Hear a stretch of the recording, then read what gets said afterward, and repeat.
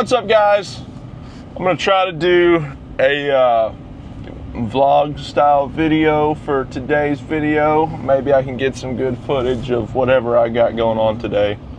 I don't know what I have yet. My work phone is dead, so I can't see my schedule, but we'll figure it out. All right, guys, so I stopped by the office, found out what I'm doing today. I posted a short the other day, and it was a toilet pull and reset with a new shutoff valve and everything for the toilet. I told that customer that the flange was a little wonky looking, so you know, I recommend replacing the flange. They didn't want to do it at that time, which is okay, it's understandable, but that's where I'm going today because the flange is no good, no go. Toilet's leaking again, so we're gonna have to replace the flange. These situations are kind of hard. I mean, they're not hard, but it just sucks having to go back to somebody's house and charge them more money because, you know, we did mention, it'd be different if I didn't mention that the flange was in rough shape and, you know, that they might need to consider replacing it. But like, say I didn't mention that and having to come back out here, I would probably have to do it for free. Probably would do it for free just to, you know, be good to the customers and everything. And I would like to do it for free now, but it's one of those things where I told them that the flange was a little wonky and might need to consider replacing it, but you know, they didn't want to. So I mean, I'm not gonna charge them the full price of a flange replacement. I don't know how many of you guys out there would come back and just replace the flange and call it a day and not worry about it, or if you guys would charge for it, because I mean, at the end of the day, we're here to make money. We're not trying to screw anybody over. I'm going to take the price of the pull and reset and discount it off of the price of a flange replacement since they've already paid for a pull and reset. We're trying to be honest out here, guys. Just can't do everything for free. So I will see y'all at the job site, and we're gonna see about getting a flange replaced.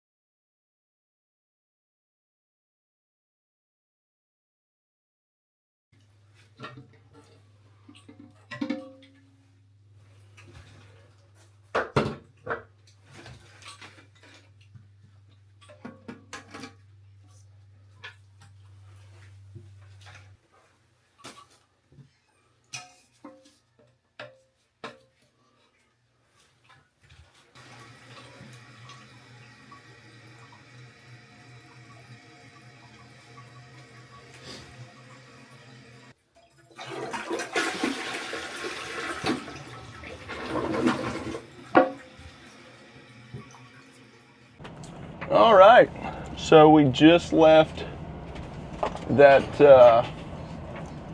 toilet call that I had a callback on. I don't know why I did air quotes, it was a callback. Yeah, it wasn't the flange that I originally noticed when I was out here the first time. It was actually my ProPress 90 that I put on there.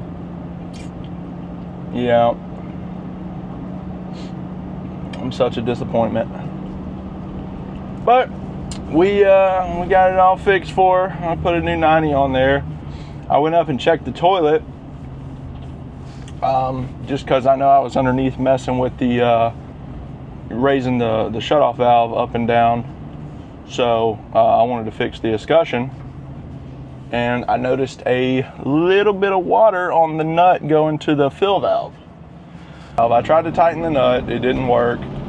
So I just replaced the fill valve. I mean, it's, you know, not an expensive part, and they already called us back out because of my goof my goof up the first time. I don't have callbacks often. I've been pretty good about, you know, taking my time and just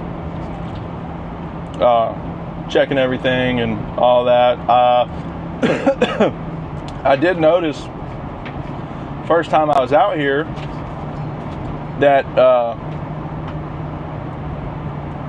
there wasn't anything dripping as far as the fill valve goes, because, you know, I would have seen it. I was all up in that toilet's business. So I don't know what the deal is with that. That's why I just hate messing with old shit, man.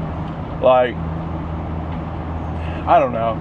I know not everybody, you know, wants to just replace everything, and that's not what I'm saying, but when the toilet is that old and, you know, it's got the original parts in there, it's your tank to bowl bolts are completely rusted over, like, you know, there comes a point where you just need to replace the toilet.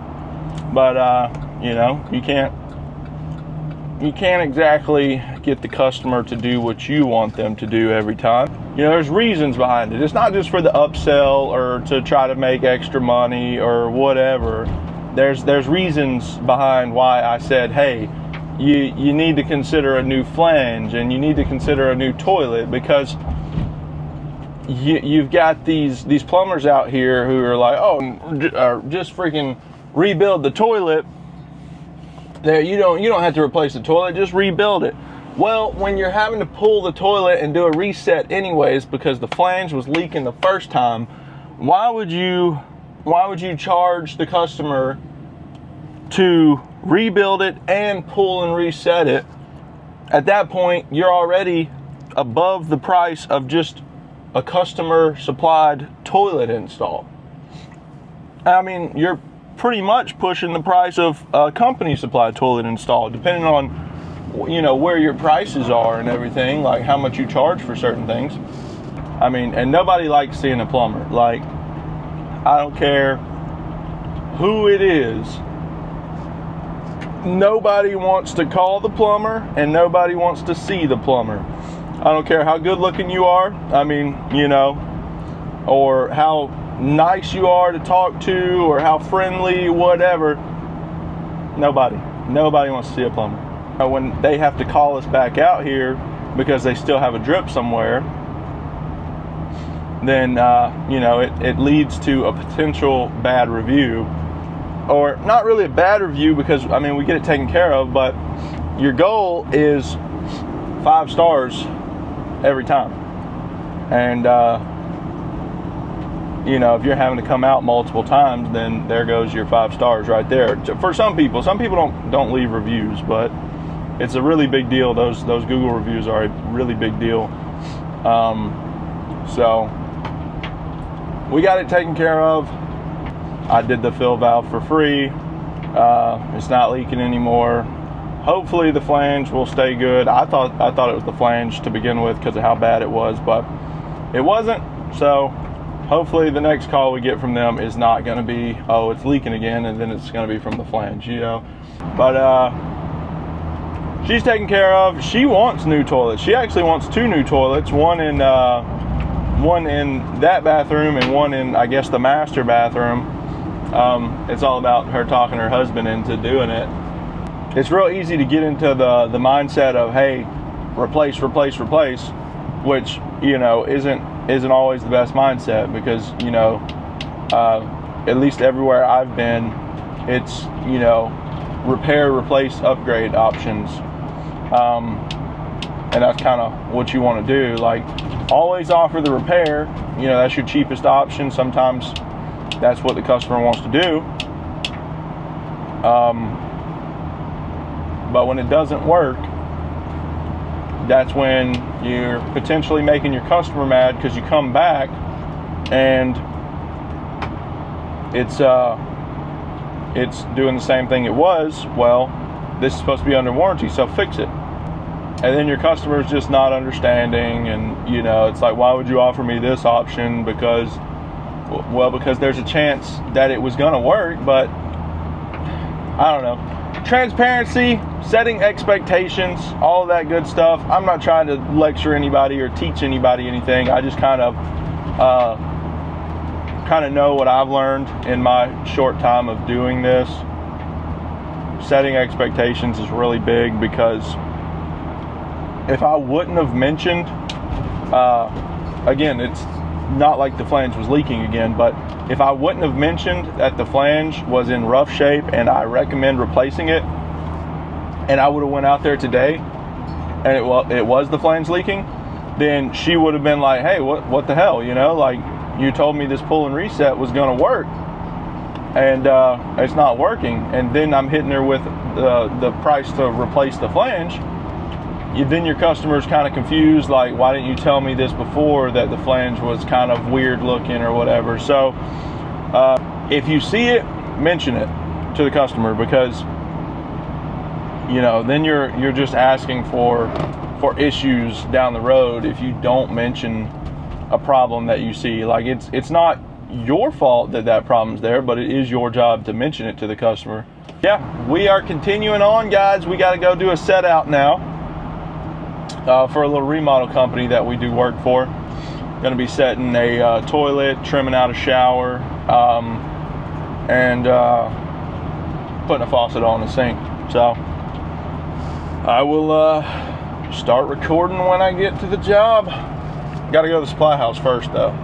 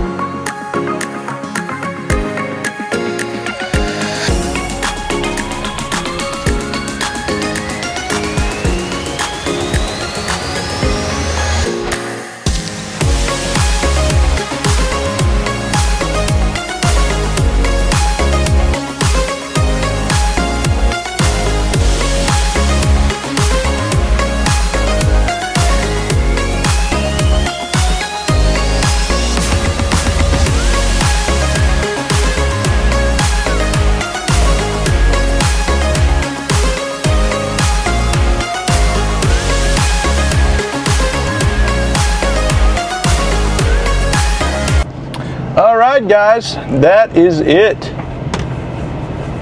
Little set out. We do a lot of remodels for that company. It's a non-profit for disabled kids, kids. It always makes you feel good to go do work for them because you're helping somebody out. But that was it for this one, guys. Maybe I can do more vlog type videos if I don't have a super hard time editing this or anything, and people actually want to see this kind of stuff. Yeah, either way, I'm going to be posting something, shorts or full videos like this. But we'll see y'all on the next one.